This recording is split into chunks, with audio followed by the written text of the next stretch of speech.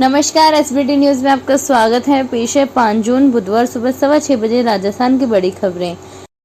लोकसभा चुनाव में तीसरी बार सरकार बनने के बीच पीएम मोदी दिल्ली के भाजपा मुख्यालय पहुंचे। भारत माता की जय और जय जगन्नाथ से बात शुरू की। उन्होंने कहा, इस आशीर्वाद के लिए मैं समस्त देशवासियों का ऋणी हूँ। इस पावन दिन एनडीए की लगातार तीसरी बार सरकार बननी तय है। हम सभी जनता जनार्दन के बहुत आभारी हैं। देशवासियों ने भाजपा पर एनडीए पर पूर्ण विश्वास जताया है। आज की ये विजय दुनिया के सबसे बड़े लोकतंत्र की जीत है। ये भारत के संविधान पर अटूट निष्ठा की जीत है। ये विकसित भारत के प्रण की जीत है। ये सबका साथ सबका विकास मंत्र की जीत है।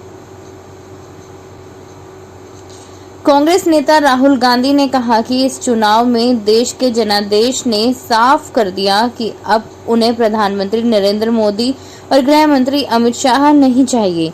श्री गांधी ने पार्टी मुख्यालय में संवाददाता सम्मेलन में कहा, यह लड़ाई संविधान को बचाने की थी। यह बात वह तब ही समझ गए थे जब सरकार ने कांग्रेस के बैंक अकाउंट सील किए, मुख्यमंत्री को जेल में डाला। तब मेरे दिमाग में यह बात स्पष्ट हो गई थी कि अब हिंदुस्तान की जनता संविधान की रक्षा के लिए मिलकर लड़ेगी और मेरा यह पुख्ता भरोसा आज सही साबित हुआ है। राजस्थान के पूर्व मुख्यमंत्री एवं कांग्रेस के वरिष्ठ नेता अशोक गहलोत ने कहा कि उन्होंने कांग्रेस अध्यक्ष मल्लिकार्जुन खड़गे, पूर्व अध्यक्ष सोनिया गांधी एवं राहुल गांधी और महासचिव प्रियंका गांधी को विश्वास दिलाया था कि प्रदेश में इस बार चौंकाने वाले परिणाम आएंगे। वह इंडिया गठबंधन 2 अंकों में भी सीटें जीत सकता है। गहलोत ने मंगलवार को जारी बयान में कहा कि इसी बात को मैंने मीडिया में भी बार बार कहा। उन्होंने कहा कि पूरे देश में राजस्थान से पहले चरण के मतदान से ही यह एक संदेश गया कि इस सरकार की तानाशाही प्रवृत्ति के विरुद्ध लड़ा जा सकता है। राजस्थान से पहले चरण में जो लहर हुई वह पूरे देश में पहुंची।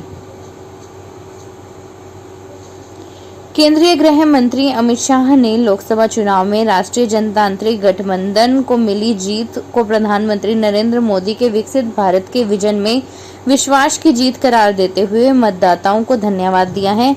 शाह ने अब तक घोषित परिणामों और रुझानों में राजग के स्पष्ट बहुमत की ओर बढ़ने पर मंगलवार को प्रतिक्रिया व्यक्त करते हुए सोशल मीडिया पर कहा, प्रधानमंत्री श्री नरेंद्र मोदी के नेतृत्व में राजग को लगातार तीसरी बार सेवा का मौका देने के लिए देश की जनता को कोटि कोटि नमन करता हूं। आम आदमी पार्टी ने लोकसभा चुनाव के जनादेश को भारतीय जनता पार्टी की नफरत और तानाशाही की राजनीति के खिलाफ बताते हुए प्रधानमंत्री नरेंद्र मोदी से इस्तीफे की मांग की है। आपके वरिष्ठ नेता एवं सांसद संजय सिंह ने मंगलवार को कहा कि देश की जनता का जनादेश भाजपा के खिलाफ है। भाजपा को बहुमत नहीं मिल रहा है, लिहाजा श्री मोदी को नैतिकता के आधार पर प्रधानमंत्री पद से इस्तीफा दे देना चाहिए। चुनाव परिणाम से संदेश साफ है कि जनता ने महंगाई, बेरोजगारी और तानाशाही से दुखी होकर भाजपा वापस जाओ का नारा दिया है। लोग समझ गए थे कि संविधान और आरक्षण को खत्म करने तथा अपने पूंजीपति मित्रों को फायदा पहुंचाने के लिए श्री मोदी को 400 सीटें चाहिए। कांग्रेस नेता राहुल गांधी तथा प्रियंका गांधी वाड्रा ने अमेठी से पार्टी उम्मीदवार किशोरी लाल शर्मा की जीत पर खुशी व्यक्त करते हुए उन्हें बधाई दी है और इसके लिए अमेठी की जनता का आभार जताया है। श्रीमती वाड्रा ने मंगलवार को कहा कि किशोरी भैया, मुझे कभी कोई शक नहीं था, मुझे शुरू से ही यकीन था कि आप जीतोगे। आपको और अमेठी के मेरे प्यारे भाइयों और बहनों को हार्दिक बधाई।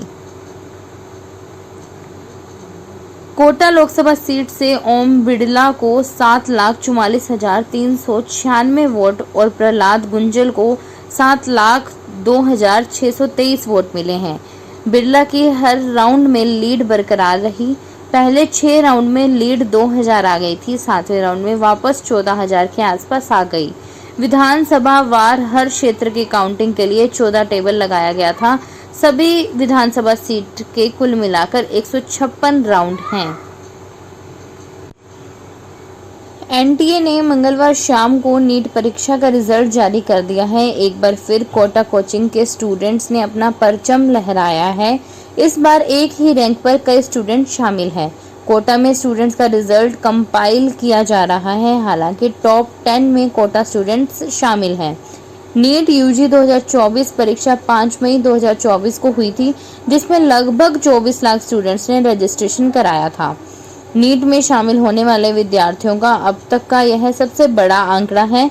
परीक्षा भारत के 571 और 14 विदेशी शहरों के 4,750 केंद्रों पर संपन्न हुई थी। विदेशों में Abu Dhabi, Bangkok, Colombo, Doha, Kathmandu, Kuala Lumpur, Manama, Muscat, Riyadh, Sharjah, Singapore, Dubai, Kuwait तथा लागोस में परीक्षा हुई थी।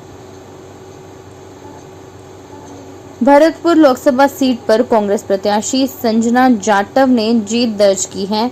26 साल की संजना जाटव ने मुख्यमंत्री भजनलाल शर्मा के गृह जिले में सेंधमारी करते हुए इतिहास रच दिया है। भरतपुर में कांग्रेस की जीत के बाद कार्यकर्ताओं में जश्न का माहौल है। संजना जाटव को कुल 5,69,890 वोट मिले, जबकि रामस्वरूप कोहली को 5,27,907 वोट मिले। ऐसे में जीत का अंतर 51,983 वोटों का रहा। झालावाड़ 12 सीट से भाजपा प्रत्याशी दुष्यंत सिंह लगातार 5वीं बार सांसद चुने गए।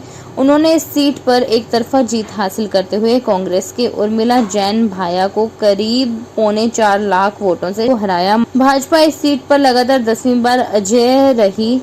दुष्यंत सिंह पूर्व मुख्यमंत्री वसुंधरा राजे के पुत्र हैं, जबकि उर्मिला जैन भाया कांग्रेस सरकार में मंत्री रहे प्रमोद जैन भाया की पत्नी हैं। यह 12 की जिला प्रमुख भी हैं। जोधपुर सीट लोकसभा चुनाव परिणाम में भाजपा के गजेंद्र सिंह शेखावत जीत की हैट्रिक लगाने में कामयाब रहे हैं।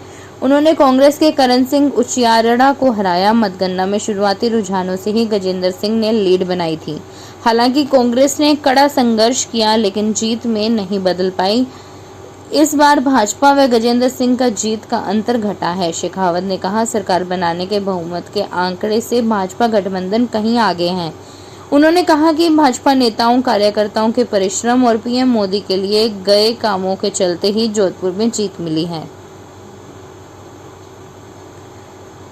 जयपुर ग्रामीण लोकसभा सीट पर भाजपा के राव राजेंद्र सिंह करीब 1,615 मतों से चुनाव जीत गए हैं। यहां नतीजों को लेकर विवाद होने से काफी देर तक चुनाव परिणाम रुका रहा। कांग्रेस प्रत्याशी ने पोस्टल बैलेट के मतों में गड़बड़ी का आरोप लगाते हुए दोबारा काउंटिंग की मांग की, लेकिन उनकी मांग खारिज कर दी गई थी। केवल आंकड़ों को दोबारा से जोड़ा गया था। इस पर अनिल चोपड़ा रिटर्निंग ऑफिसर के कमरे में धरने पर बैठ गए। राव राजेंद्र की जीत घोषित होने के बाद चोपड़ा मतगणना केंद्र से बाहर आ गए। अनिल चोपड़ा ने मतगणना केंद्र के बाहर अपने समर्थकों को संबोधित किया। राजस्थान की hot seat Barmer Jaisalmer Lok Sabha seat से कांग्रेस प्रत्याशी उमेदाराम बेनीवाल ने 90,000 ज्यादा वोटों से जीत दर्ज कर ली है। वहीं में निर्दलीय उम्मीदवार रविंदर सिंह और केंद्रीय मंत्री कैलाश चौधरी की रिकॉर्ड मतों से हरा दिया है। इस बार निर्दलीय प्रत्याशी रविंदर सिंह भाटी रिकॉर्ड बनाने से चूक गए हैं। बता दें कि इससे पहले भाटी लगातार निर्दलीय चुनाव जीत रहे थे। निर्दलीय प्रत्याशी रविंदर सिंह भाटी ने चुनाव मैदान में उतर मुकाबले को रोचक बना दिया। इस सीट से कांग्रेस के उमेदाराम चौधरी, बीजेपी के कैलाश चौधरी और शिव विधायक रविंदर सिंह के बीच कड़ा मुकाबला रहा।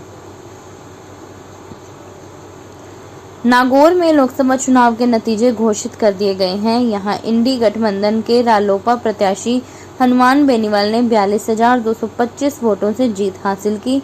उन्होंने भाजपा प्रत्याशी और पूर्व सांसद डॉक्टर ज्योति मिर्धा को हराया।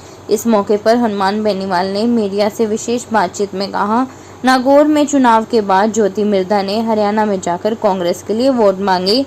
बेनीवाल ने सीएम भजनलाल शर्मा पर तंज कसते हुए कहा कि ये पहले पार्टी कार्यालय में खाने की व्यवस्था देखते हैं। मैंने पहले भी कहा था कि चुनाव परिणाम के बाद उन्हें वहीं काम करना है। सीकर में लोकसभा चुनाव 2024 का अंतिम परिणाम जारी हो चुका है। यहां 2 बार सांसद रहने के बाद इस बार भाजपा के प्रत्याशी सुमेधा नंद इस बार चुनाव हार चुके हैं। यहाँ इंडिया गठबंधन के प्रत्याशी अमरा राम ने 72,896 वोटों से जीत हासिल की है। अमरा राम को सीकर लोकसभा क्षेत्र में 65,300 वोट मिले, जबकि भाजपा के सुमेधानंद सरस्वती को 5,86,404 वोट मिले हैं। जीत के बाद अमरा राम एसके गर्ल्स कॉलेज में गाड़ी में सवार होकर ढाका भवन पहुंचे। इस दौरान उनके साथ सैकड़ों कार्यकर्ता मौजूद रहे। फिलहाल खास खबरों में इतना ही। ताजा खबरों की जानकारी के लिए देखते रहिए एसबीटी न्यूज। धन्यवाद।